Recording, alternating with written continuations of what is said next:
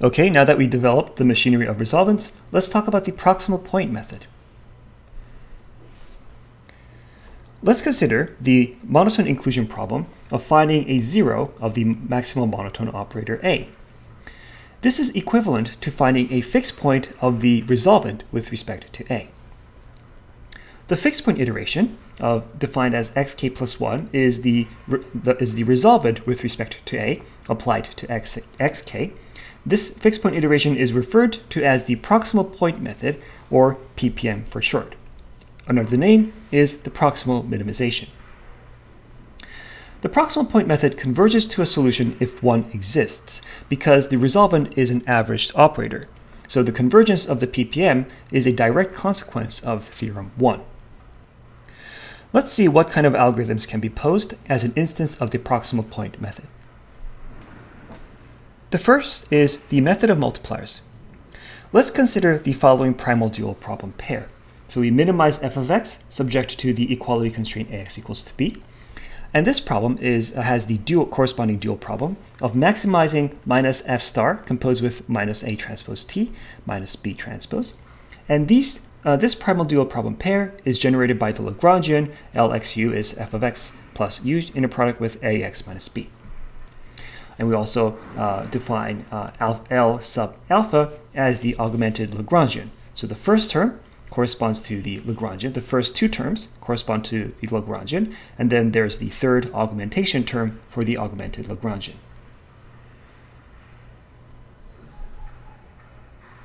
Let's assume this regularity condition. And let's define this g as the convex function that appears in the dual maximization problem. More specifically, the dual maximization problem was to maximize the negative of this function g.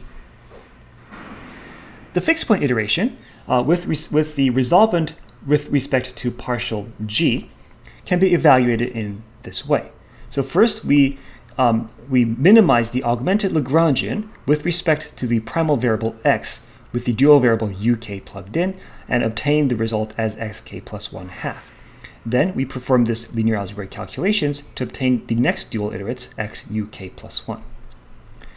This method is referred to as the method of multipliers, and the evaluation of the proximal operator with respect to g, which is of course equal to the resolvent with respect to partial g, follows from the calculations in pages 62 and 67 of these slides. If a dual solution exists, and if the scaling parameter alpha is positive, then the UK iterates converge to a dual solution. This is a direct consequence of Theorem 1. The next method we consider is the proximal method of multipliers. Consider the fixed point iteration with respect to the resolvent with respect to the saddle subdifferential of L.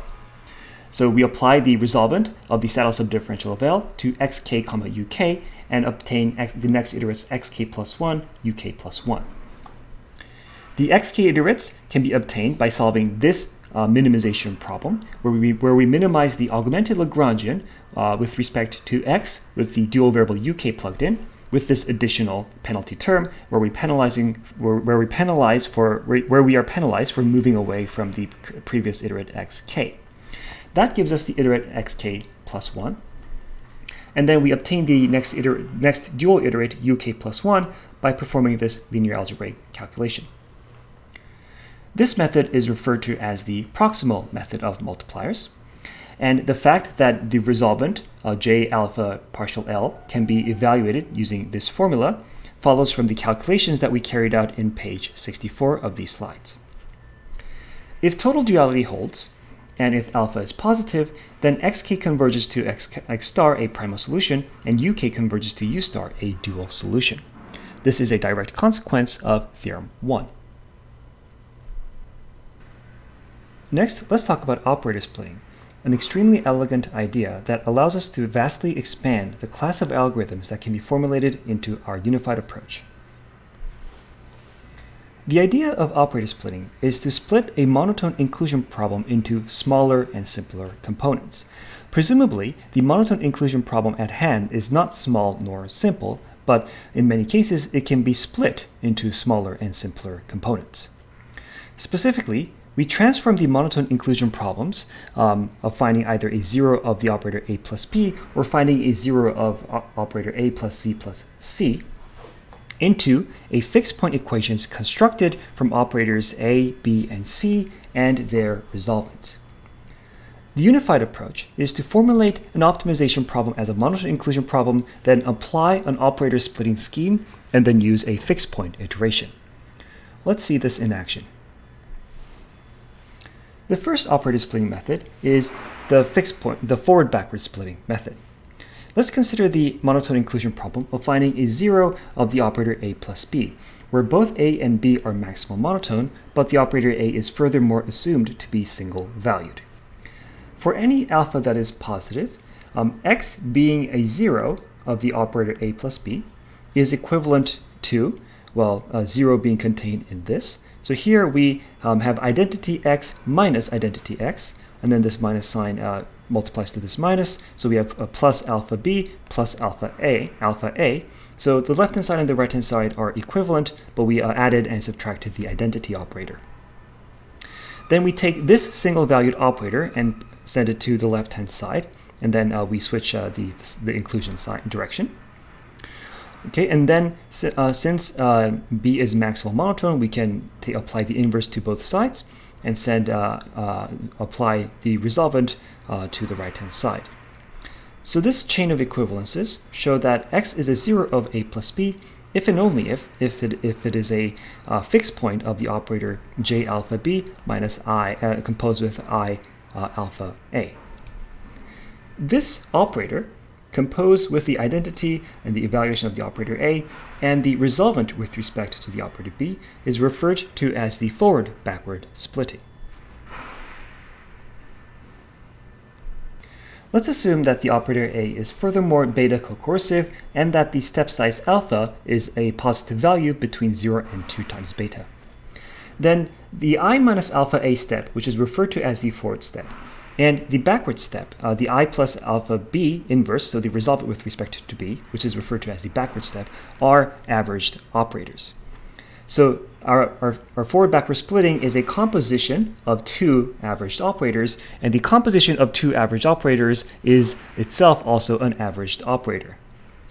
Therefore, when we perform the fixed point iteration with the forward-backward splitting operator, which we can write in this way, this iteration converges if alpha is between 0 and 2 beta, and if the 0 set is not empty, as a consequence of theorem 1.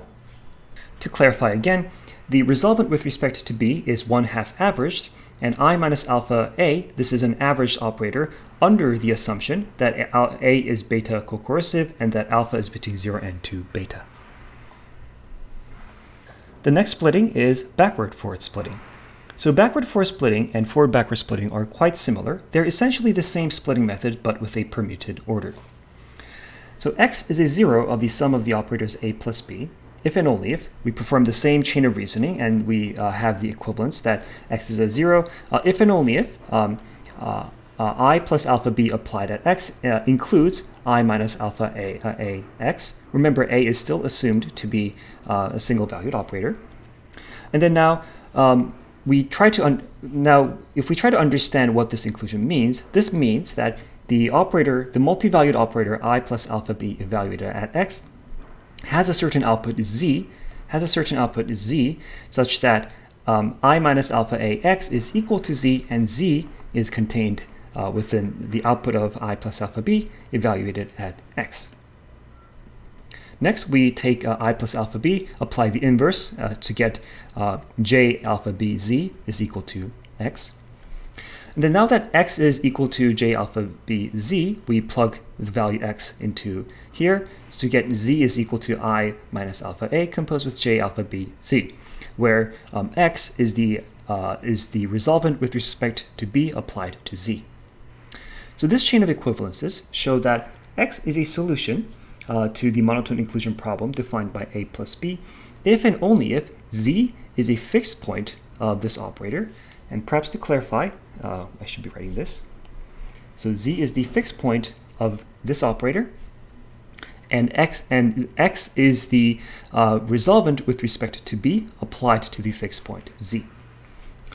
This operator I minus alpha A composed with J alpha B is referred to as backward-forward splitting. So when we perform the fixed point iteration with backward-forward splitting, we can express it with this in these two lines. So we, starting at zk, we apply the resolvent to get xk plus 1/2, and then from xk plus 1/2, we perform the forward step to get zk plus 1. This iteration also converges if alpha is between 0 and 2 beta. The operator A is assumed to be beta cocoercive, and then the 0 set is non-empty. Backward-forward splitting and forward-backward splitting are essentially the same splittings with their orders permuted. Therefore, you might think that BFS is an unnecessary complication. However, it turns out that BFS is more natural to work with in some setups that we later consider in chapters 5 and 6. Therefore, it is worth working out BFS and writing it down here formally. Furthermore, the analysis of BFS that we went through serves as a natural precursor to the analysis that we are about to do for Peaceman-Rachford splitting. So next we have Peaceman-Rachford splitting. We consider the monotone inclusion problem of finding a 0 of A plus B. Here, we assume that the operators A and B are maximal monotone, but we do not assume that any of the operators are single-valued. So x is a 0 of the operator A plus B, if and only if this inclusion holds, and this equivalence follows from adding and subtracting the identity operator.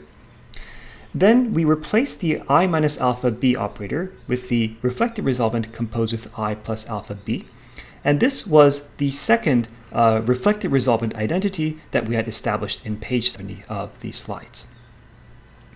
Then after that, since the operator B is a possibly multi-valued operator, to make sense of this inclusion, we explicitly write the output of I plus alpha B as Z. So we have zeros is included in this, where Z is the output of I plus alpha B, the operator, evaluated at point X. And then since we have I plus alpha B on the right, we take the inverse and apply to the Z. So we have X equals J alpha B. And then since this is a single valued, since the reflective resolvent is a single valued operator, this is single value. So we take this and put it on the left. So we have a reflective resolvent of B applied to Z contained here. And then we also take X and substitute its form as the resolvent. So X is equal to J alpha BZ, so we apply that to here. Now here we have I plus alpha A when we take the inverse and apply to the left-hand side. So we have J alpha A, R alpha B, Z is equal to J alpha B, Z, and X is the output of the resolvent with respect to B applied to Z. Then we take this and multiply 2 on both sides and subtract Z. And so we times 2, subtract Z, and we get the reflective resolvent with respect to B on the right-hand side. On the left, we have this. Now we take the reflective resolvent, put it on the left, take the Z, put it on the right. So we reorganize to get this line. And finally, we combine this. Finally, we combine this into the reflective resolvent of A, reflective resolvent of B applied to Z is equal to Z. And then X is equal to the output of the resolvent with respect to B applied to Z. So this chain of reasoning establishes that X is a 0 of the sum of the operators A plus B, if and only if Z is a fixed point of the composition of the two reflected resolvents. And to be extra clear, we can put parentheses here. So Z is a fixed point of the reflected resolvent, and the 0 can be retrieved as the output of the resolvent with respect to B applied to the fixed point Z. The composition of the two reflected resolvents, R alpha A, R alpha B, is referred to as Peaceman-Rachford splitting. Peaceman-Rachford splitting, R alpha B, is a non-expansive operator. Therefore, if we carry out the fixed point iteration with the Peaceman-Rachford splitting operator, this operator may or may not converge. So then what do we do to ensure convergence? Well, of course, we average the non-expansive operator. And that gives us Douglas-Rachford splitting. So DRS Douglas-Rachford splitting is nothing more than the 1/2 averaging of the Peaceman-Rachford operator. So we perform the fixed point iteration with the 1/2 averaging of the Peaceman-Rachford operator, and we refer to this as Douglas-Rachford splitting. If we write out the form of the iteration from zk to zk plus 1, we can when we write out the outputs of the resolvents as xk plus 1/2 and xk plus 1, we get this form. So we apply j alpha b to zk to get xk plus 1/2, and then we have this reflection step. So 2 xk plus 1/2 minus zk, that goes into the resolvent with respect to a, and then we get xk plus 1. And then zk plus 1 is obtained with zk plus xk plus 1 minus xk plus 1/2. This iteration converges for any positive alpha if the zero set of a plus b is non-empty. And this is a direct consequence, again, of theorem 1.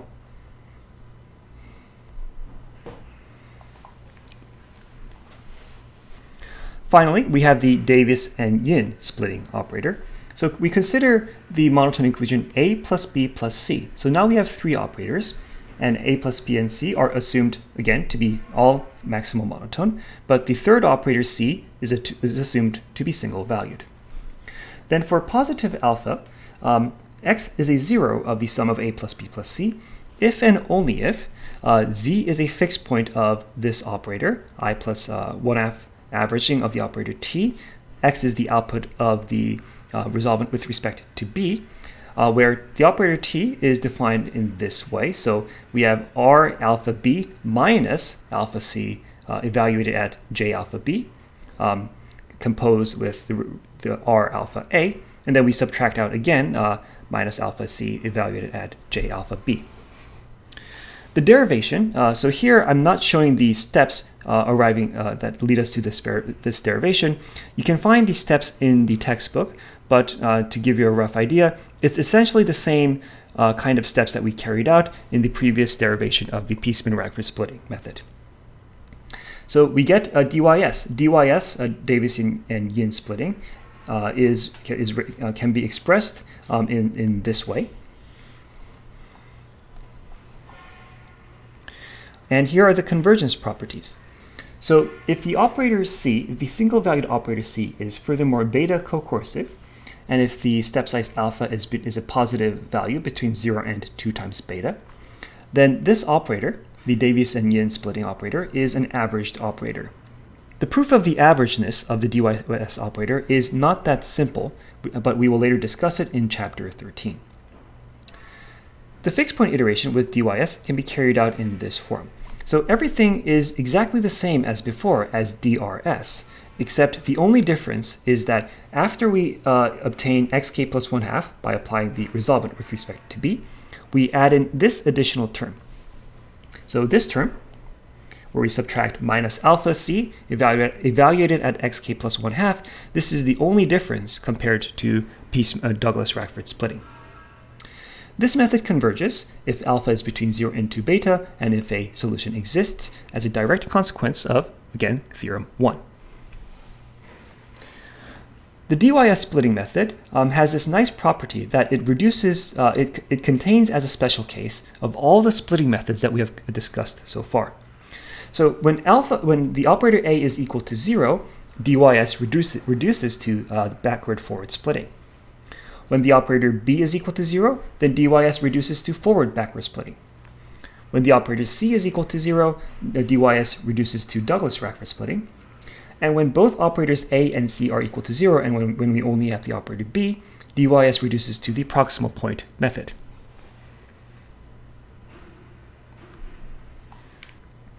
Later in chapter 3, we will be combining these base splittings, the forward-backward splitting, the Douglas-Rachford splitting, and Davis-Yin splitting, with various other techniques to derive a further wider range of methods.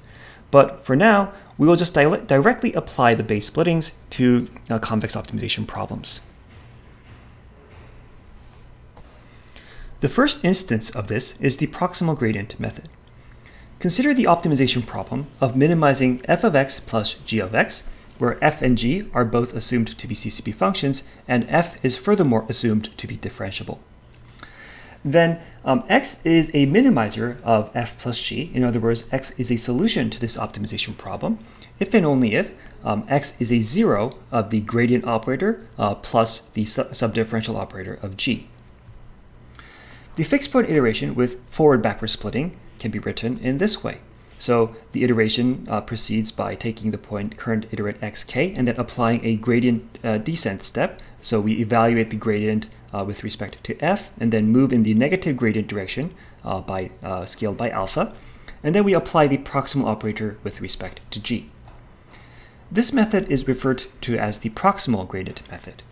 If a solution exists, if the function f is L smooth, and if the step size alpha is between 0 and 2 over L, then the iterates xk converge to a solution x star. Again, this is a direct consequence of theorem 1. The proximal gradient method can also be interpreted in this way. The proximal gradient method is equivalent to obtaining the iterate xk plus 1 through this minimization. So if we examine what's inside the argument, we have the function g as is, but we replace the function f with its first-order Taylor expansion about the point xk. This is the first-order Taylor expansion of the function f about point xk. And then we add in a quadratic regularizer, penalizing us from moving away from our current point xk.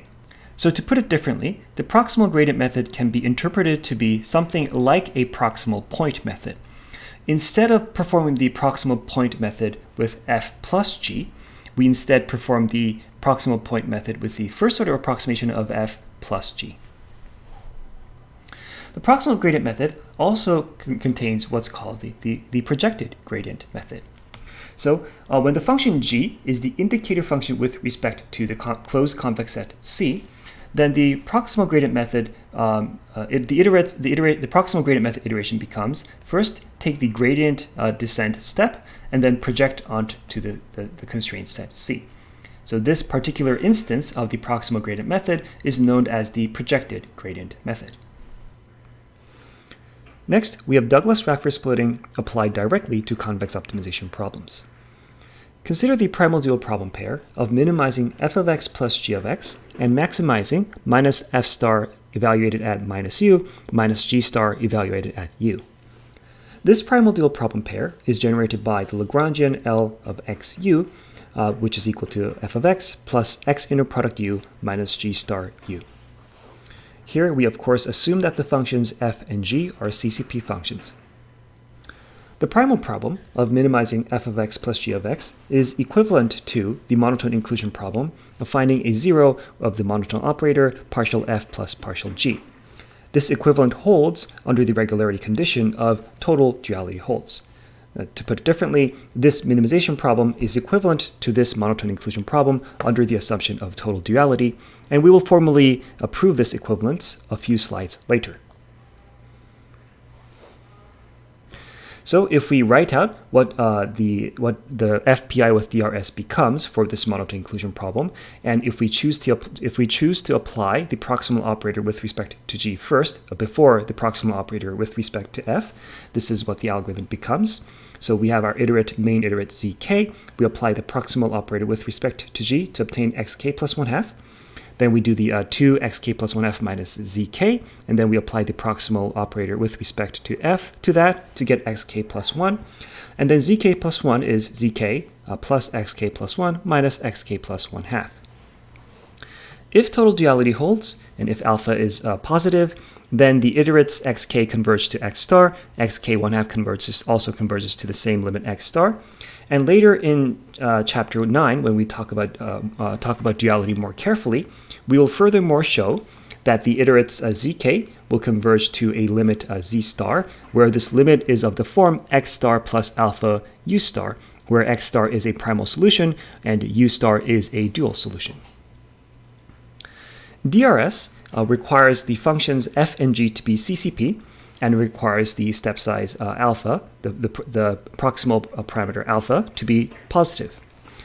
In contrast, the proximal gradient method requires the function f to be L smooth in addition to being CCP, and it also requires that the step size alpha be between 0 and 2 over L.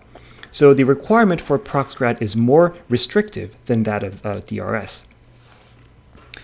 The DRS method is useful when the evaluation of the proximal operator with respect to f and g are both easy. The proxgrad method is useful when the gradient operator with respect to f and the proximal operator with respect to with respect to g are easy. And usually this is a laxer requirement. So the assumption on the function is more restrictive for the proxgrad splitting method, but the assumption on the computational ease of the subroutines is more relaxed for the proxgrad splitting method. Finally, if we compare to the proximal point method, the proximal point method is useful when the proximal operator with respect to f plus g is easy. For reasonably complicated problems, this assumption usually does not hold, which is why one would usually use the DRS or the proxgrad splitting method to solve the optimization problems. Now let's take a look at a more concrete example, the problem of solving LASSO using the ISTA algorithm. Consider this minimization problem, which has this least squares residual of ax minus b plus this L1 penalty term.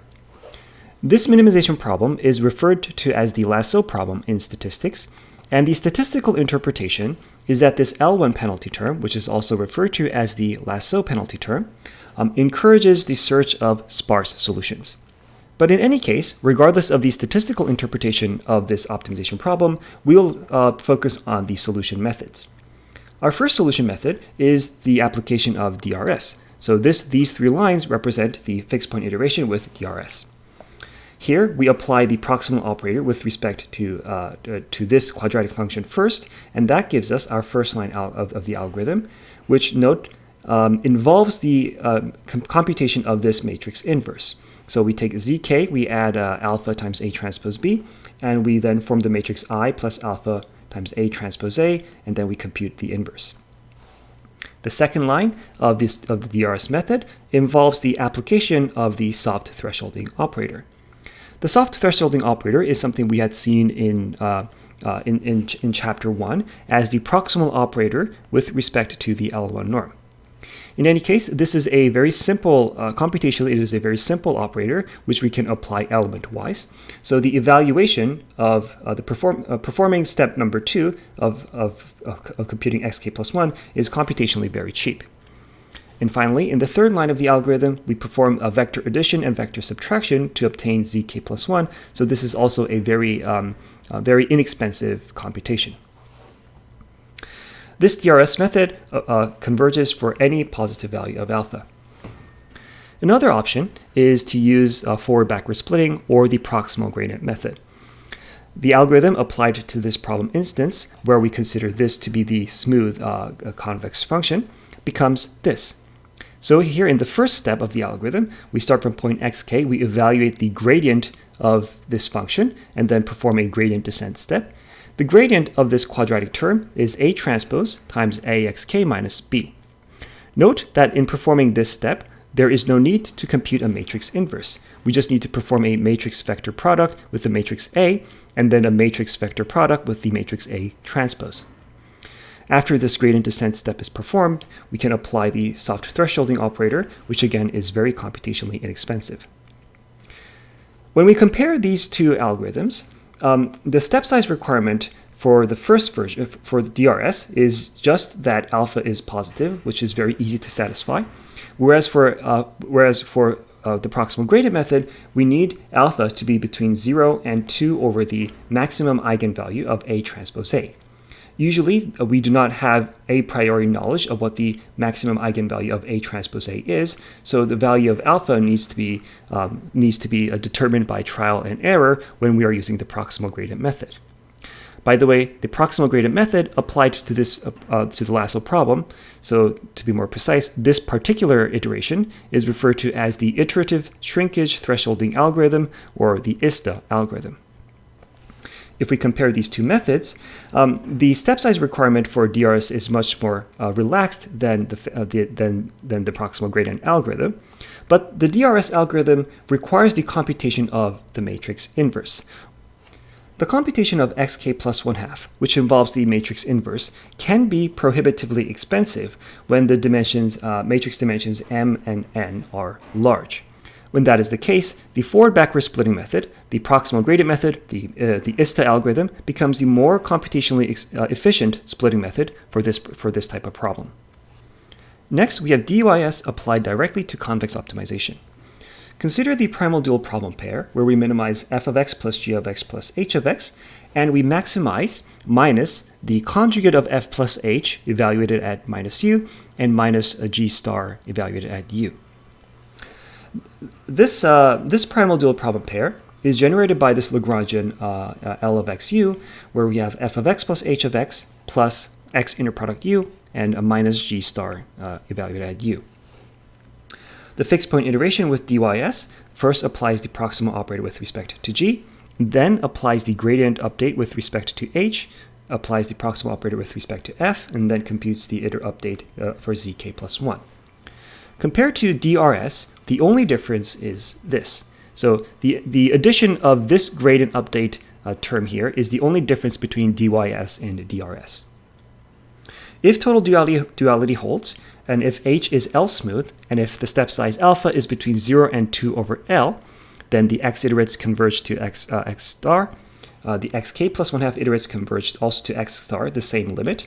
And later in chapter 9, when we further discuss duality in detail, we will show that again, that the zk iterates converge to a limit x z star, which is equal to x star plus alpha u star, where x star is a primal solution and u star is a dual solution. In the previous discussion of DRS and DYS, we assumed total duality in the statement of conversions. This assumption of total duality is in some sense necessary and sufficient. Let me explain. So the role of total duality in splitting methods can be concisely summarized by this equivalence. So the primal problem of minimizing f plus g having a solution, and that solution set being equal to the zero set of the monotone operator partial f plus partial g, and this equal solution set being non-empty. So this condition is equivalent to total duality holding between the primal dual problem pairs considered for DRS or DYS. Therefore, if we focus our attention on DRS for the moment, then the problem of minimizing f plus g is equivalent to solving this monotone inclusion problem, and the two problems have a solution when total duality holds. Then let's prove this equivalence. First, let's assume that total duality holds. Then x star is a primal solution if and only if there exists a u star such that the primal dual problem pair x star comma u star is a saddle point of the saddle function L. This is a result that we had established in chapter 1. Then x star comma u star is a saddle point of our saddle function L if and only if 0 is an output of the saddle subdifferential operator evaluated at x star comma u star. Now the saddle subdifferential operator of L is the concatenation of partial xl and partial u minus L. So this 0 being the output of the saddle subdifferential operator is equivalent to 0 being the output of this operator and 0 again being the output of this operator. Note that this 0 is a member of R2n, whereas this 0 and this 0, these are members of Rn. Next, if we evaluate what this subdifferential operator means, well, when we take the partial with respect to x, we have partial f, and then here we have u, and then this term goes away. So we get minus u star in partial f evaluated at x star. And then likewise, we take the subdifferential with respect to u. So this goes away. We get u. We get minus partial g star. And then the minus partial g star is partial g inverse. So applying all of that together, we get u star is a member of partial g evaluated at x star. So this condition is equivalent to partial f plus partial g containing the 0 when evaluated at x star. Okay then, to summarize the chain of equivalences, under the assumption of total duality, x star being a primal solution is equivalent to x star being a 0 of the monotone operator partial f and partial g. And under the assumption of total duality, a primal solution exists. So what we have shown is that the set of minimizers is equal to the set of zeros of the monotone operator, and furthermore, we had assumed that the set of minimizers is non-empty. Next, let's conversely assume that the set of minimizers for the primal problem is equal to the set of zeros of the monotone operator partial f plus partial g, and that this set is non-empty. Then for any primal solution x star, well, this assumption tells us that x star is also a zero of the monotone operator partial f plus partial g. And then we can perform a similar chain of arguments, essentially an identical chain of arguments, to start from here, and then to conclude that there exists a u star such that x star comma u star, the primal dual pair, is a saddle point of the Lagrangian L. And the fact that a saddle point exists tells us that total duality holds. So starting from this assumption, we have concluded that total duality is implied.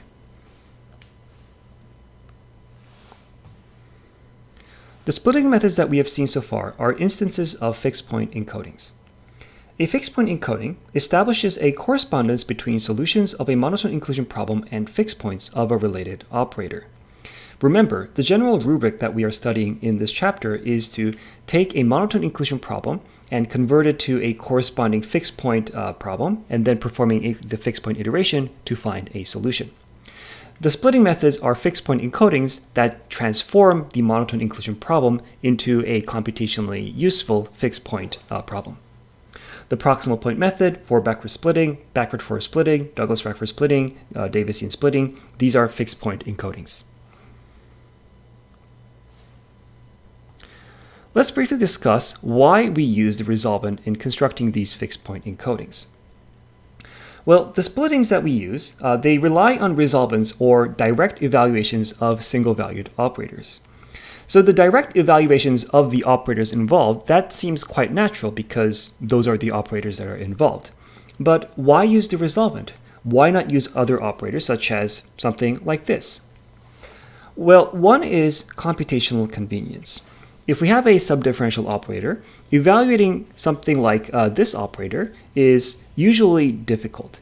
We can mathematically define this operator, but if this operator is not computationally easy to evaluate, then this operator becomes not very useful as a computational subroutine.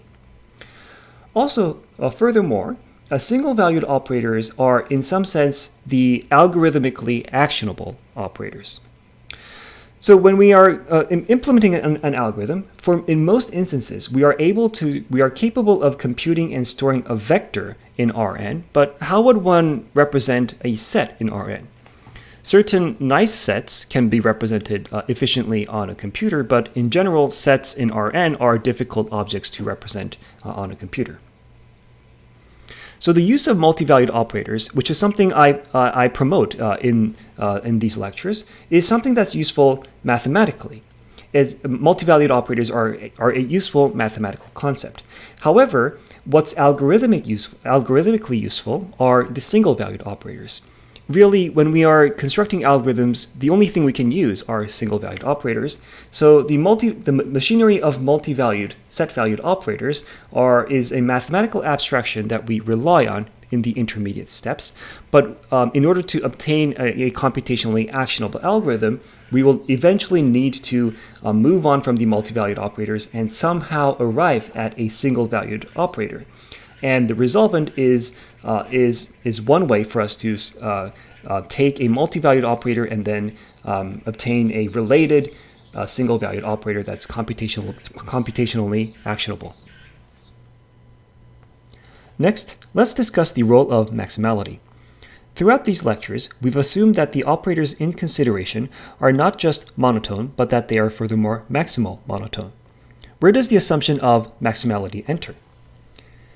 Well, when we consider the fixed point iteration xk plus 1 is equal to the operator t evaluated at xk, this iteration becomes undefined if the iterates xk ever escape the domain of the operator t. In Theorem 1, the main convergence theorem, we avoided this issue by implicitly assuming that the operator t has full domain, that the domain of the operator t is all of Rn. This assumption is satisfied when the fixed point operator T is constructed with resolvents of maximal monotone operators, because resolvents of maximal monotone operators have full domain. So that is the theoretical necessity of assuming maximality. It is so that the resolvents will have full domain, and thereby so that the fixed point operator T will have full domain. There's also a practical necessity of assuming maximality. And that is that in practice, for non-maximal monotone operators, such as the subgradient operator for non-convex functions, for those operators, we cannot efficiently compute the resolvent anyways. So even one could consider performing fixed point iterations with non-maximal monotone operators, but it's something that we cannot execute in practice efficiently anyway, so there's not much practical need to consider non-maximal monotone operators. Next, let's briefly discuss the issue of computational efficiency. Base splitting methods are useful when the subroutines involved are efficient to compute. For example, the DRS iteration, which can be expressed in this way, always converges provided that the operators A and B are maximal monotone and that the scalar parameter alpha is positive. But this iteration mathematically always converges, but this iteration becomes useful when the evaluation of the reflected resolvent of A and the reflected resolvent of B are computationally efficient. For a given optimization problem, there is usually more than one method that you could apply.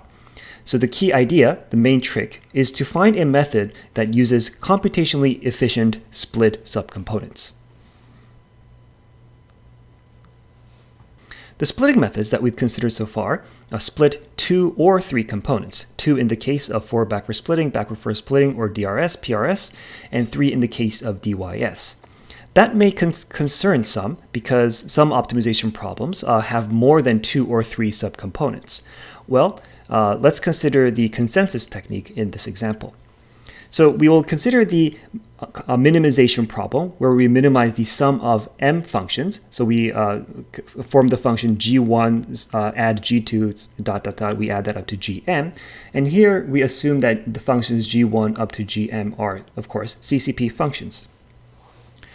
Now, this optimization problem, where we have the optimization variable is x, and x is a length n vector, this is equivalent to this optimization problem, where each g, instead of taking in x as the input, it takes in its own xi as input, and now the x vector, which is written in boldface, is a concatenation of x1 up to xm, where each one of these m components are length n long. So in total, there are m components, each n long. So the total length of this boldface x is r n times m.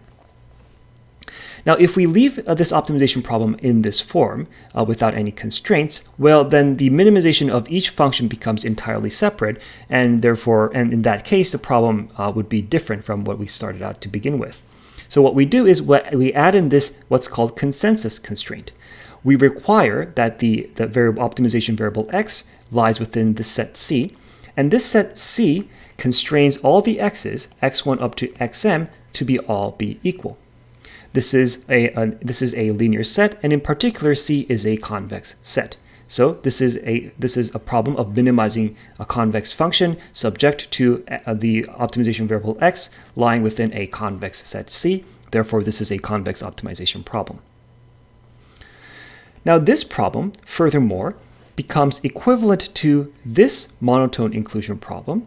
So we take the subgradient of this function with respect to the boldface f, and that becomes this concatenation. And then we have the constraint of x belongs to C, so we replace this with the indicator function with respect to the set C, and we take the subgradient of that, so we get the normal cone operator with respect to C, where the boldface x enters as input.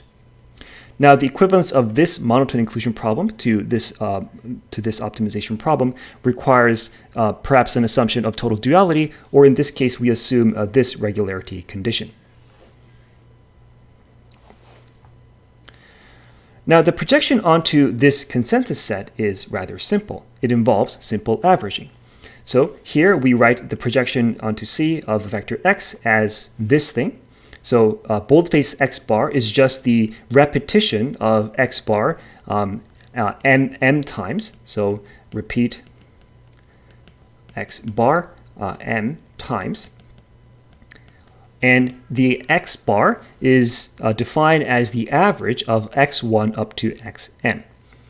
So now that we have an explicit closed form solution for the projection onto the consensus set C, what we can do is we can perform DRS.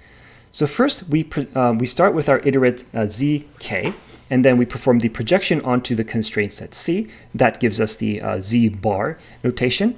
And then we perform the proximal operator with respect to the g's. And if we work out all the details, this is the algorithm. So for I equals 1 up to m, at the kth iteration, we first perform the averaging to compute the z bar k, and then we compute the proximal operator with respect to gi in this way.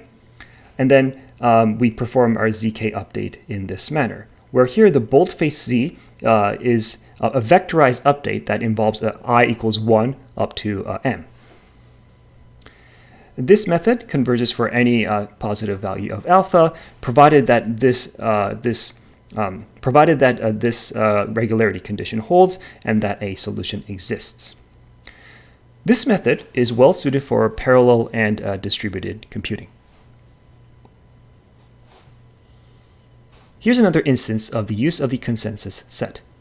This method is referred to as the Forward-Douglas-Rachford splitting method, and let's derive it as an instance of the DYS splitting method. Let's consider the optimization problem of the minimization problem of minimizing the sum of fi and gi, where the functions fi and gi are of course all assumed to be CCP functions, but while the gi's g1 up to gm are just CCP, we furthermore assume that the fi's are L smooth. Then, using the consensus technique, we can cast this problem into this equivalent form, where again the boldface x lies within the consensus set C. When we apply the DYS splitting method, this is what we get. So at the start of the kth iteration, we compute x bar k by performing averaging, and then perform this gradient update, and then apply the proximal operator with respect to g. And here, only the function fi and gi are used, and then after that we perform the zk plus 1 update with vector addition and vector subtraction. Again, this method is referred to as the generalized forward-backward method, or the Forward-Douglas-Rachford method. This method converges if total duality holds, if this regularity condition holds, and if the step size alpha satisfies this condition.